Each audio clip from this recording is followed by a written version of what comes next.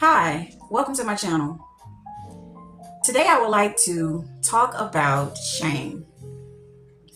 Shame is the energy that tells us that we are broken. Shame is the energy that makes us believe that we are broken and something is wrong with us. It also makes you hide who you truly are because you'll put up a mask, and that is the identity that you think that the world wants you to be. So shame hides. You can see shame a lot of times on people's face. They have like a mask, like a darkness around the jawline and the head area. It will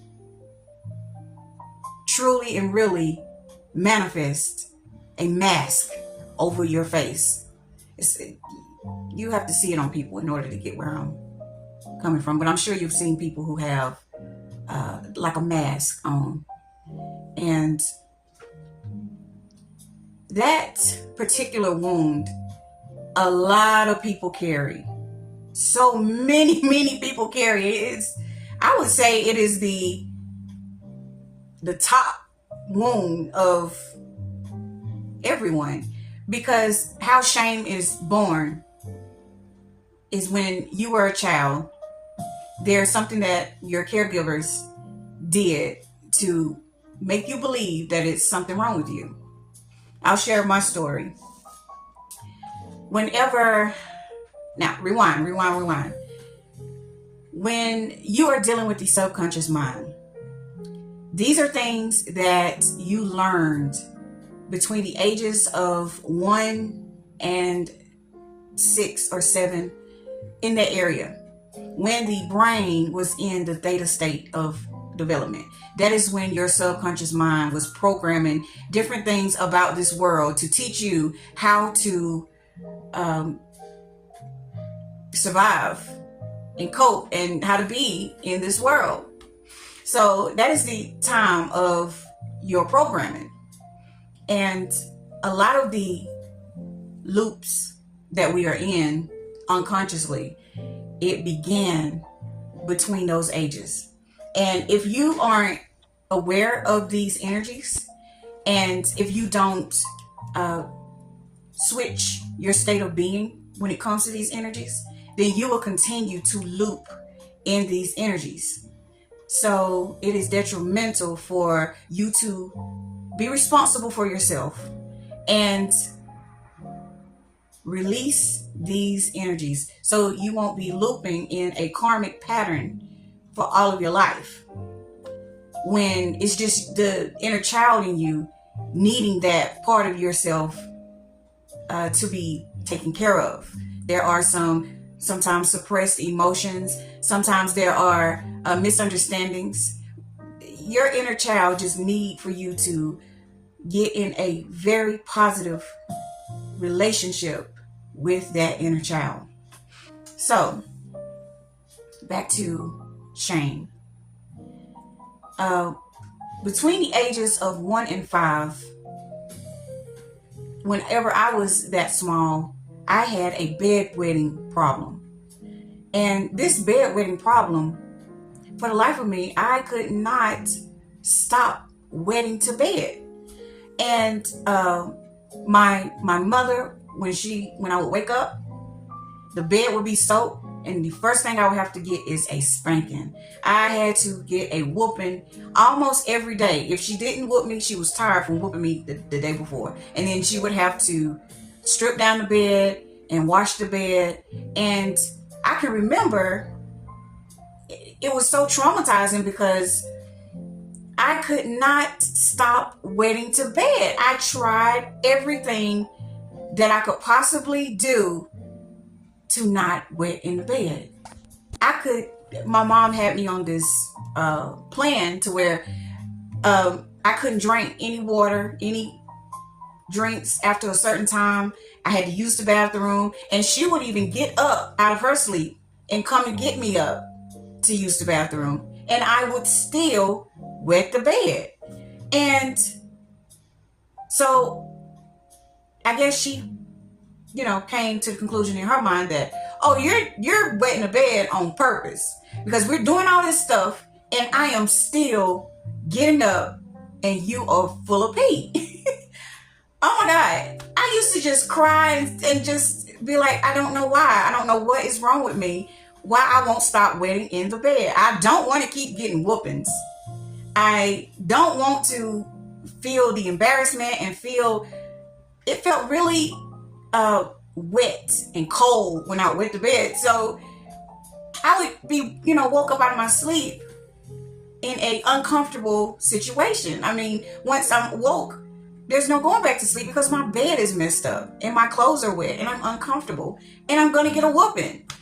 So it was so terrible. Even, when you are at school, you have to take naps. Even when I would take naps at school, I would wet on my mat. It was devastating. Oh my God, I just could not understand.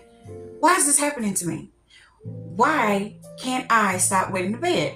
Even when I would go to family members' homes, everywhere I went, I was faced with this problem of wetting to bed, and I could not stop. There was nothing that I could do, and I would always get a negative backlash. I mean, people would be pissed that I have wet their bed or their couch. They would be livid. And a lot of occasions I will get a whooping, not just from my mom. I guess that was the thing back in those days. If you wet the bed, you got to get a whooping because you're supposed to get up and go to the bathroom. But for the life of me, I could not do it. It was nothing that I was doing intentionally. It's just I could not do it. Well, this bedwetting followed me until I had my first child. I was wetting to bed until I was 17 years old. And it was just a nuisance. It was just so horrible.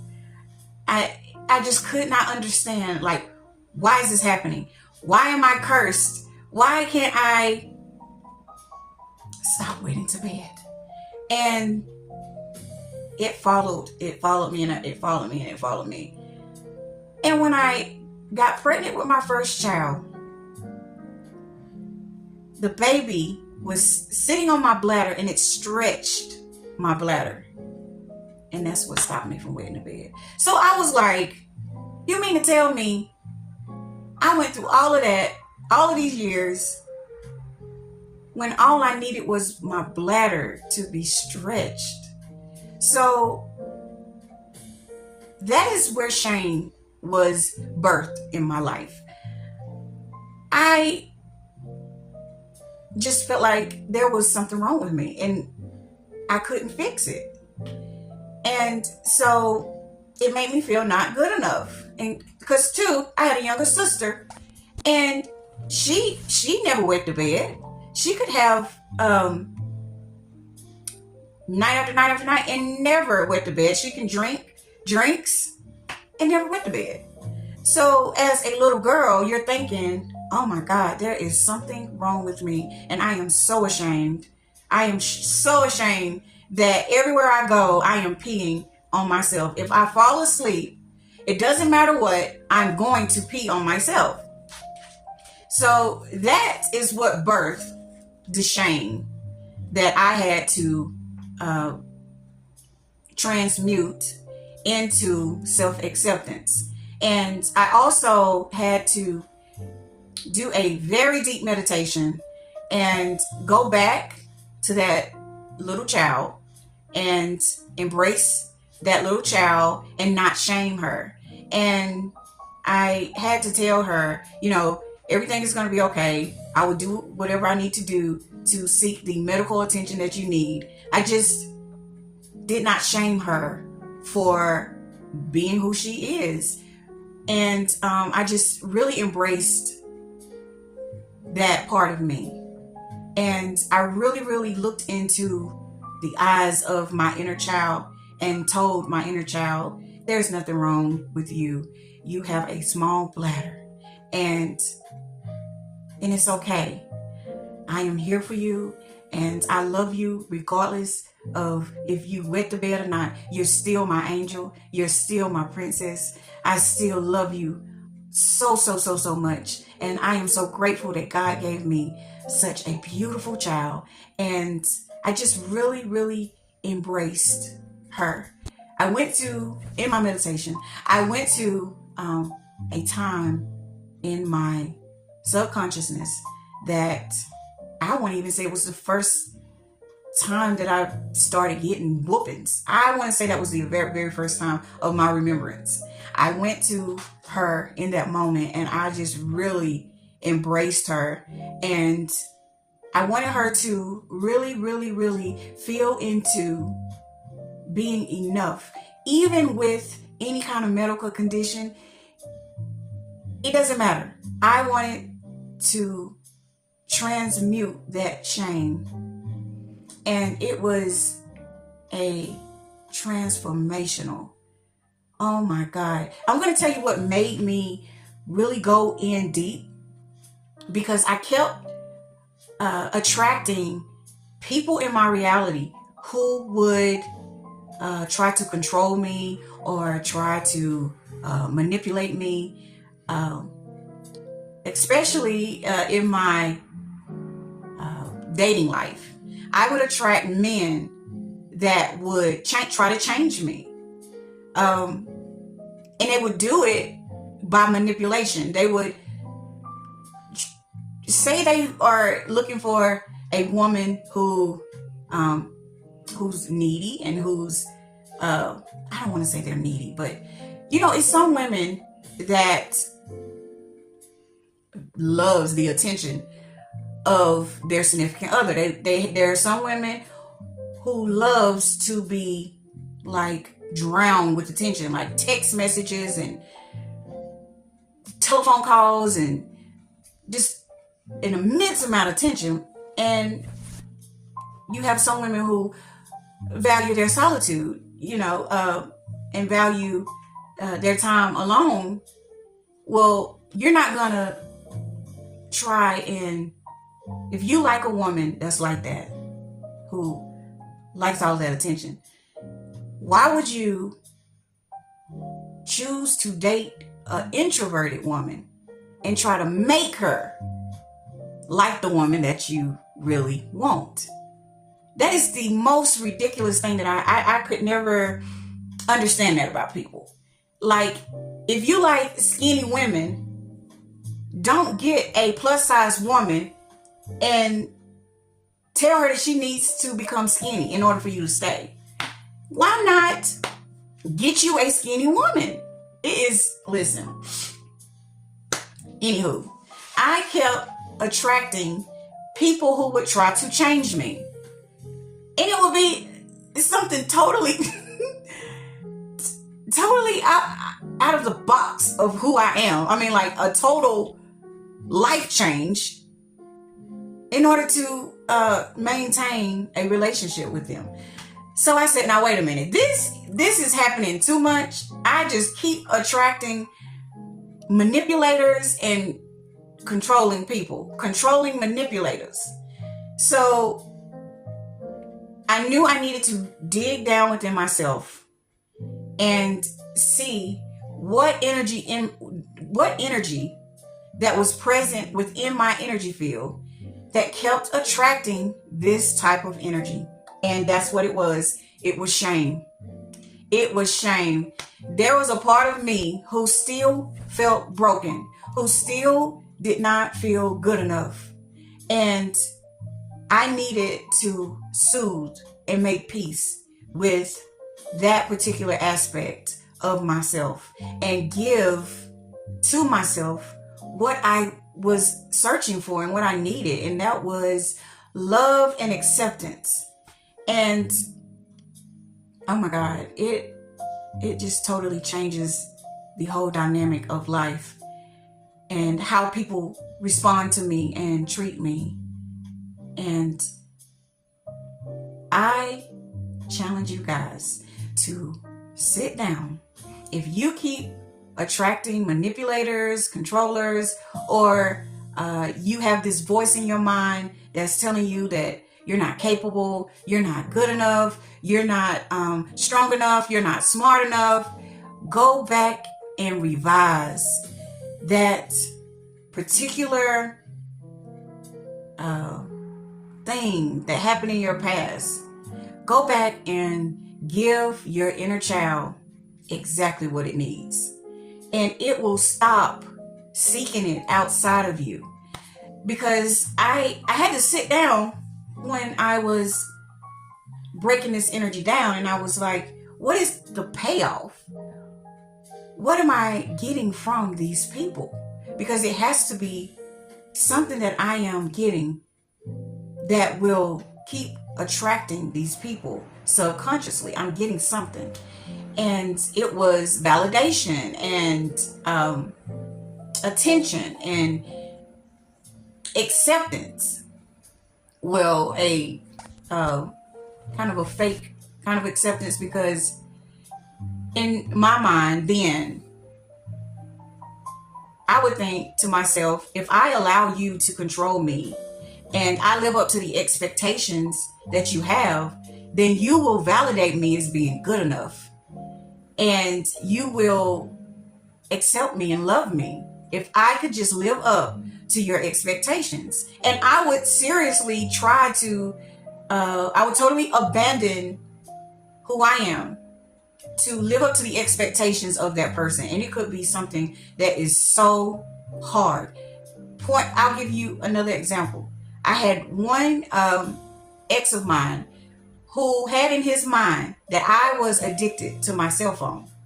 And this was nuts. So I liked him. And I said to myself, well, I can let that cell phone go. I love you. I want you. But I'm not even addicted to my cell phone. It's just to make phone calls. Or I had gotten off of social media. If I wanted to check the time, or I would love to listen to different frequencies on YouTube. And so I'm thinking like, oh my God, how would I get to listen to my frequencies? I can't touch my phone. So I let this guy manipulate me. I guess it's, gaslight me. Where's my bell? I said I was going to ring my bell whenever gaslight me into believing that I was addicted to my cell phone. When everybody in the US has a cell phone as a means of communication. And I kept explaining to him, I'm not addicted to my phone. I use my phone like everybody else. And he would even say, you don't even need to use your phone for GPS. Just use your intuition. So look at me. I would do it. And it was so bad that I would get nervous when I needed to use the phone. Or if somebody called, I would get so nervous. I kept my ringer completely turned off because I didn't want anybody to call, and I had to touch that phone. Every single time I touched the phone, he would say, just look at you. You are so addicted to that phone. Oh my God. Listen. This is just the beginning, because these videos are about to get very vulnerable. I made a promise to my higher self that I would really allow myself to be vulnerable on these videos, because I want to give people the real, and I want to share how I was able to overcome these particular things. And I want to be a witness that it doesn't matter what life throws at you, you can prevail. You are capable of getting through anything. We are so resilient. And my other videos have been lightweight, and I want to really begin to really share my heart on these videos. So buckle your seatbelts. It's time to ride. But guys, please go within yourself and see where shame is hiding in your subconsciousness, in your energetic field, and go to the aspect of you and give you what you needed in that moment. And in your reality, in your right now moment, respond to life like you have completely let shame go. Really shine your light. Really be proud and grateful of who you are and the life that has been granted to you. Be proud. Be proud. You don't have to be what society says that you need to be. You are perfect, just as you are. I mean, completely perfect. You do not have to change who you are to satisfy other people's insecurities, or you don't have to make yourself small because people get uncomfortable with your presence. That's their problem. It is not yours. There is nothing wrong with you. You are a creation of Source. There is no flaws, none whatsoever in who you are at your core. Don't let these people make you think that you're not, because you are absolutely perfect. So go within yourself. Give yourself what you need. Do not go outside of yourself to get what you need, because you are whole and you are complete and you are in need of nothing, because you are everything. I love you guys. Until next time, peace.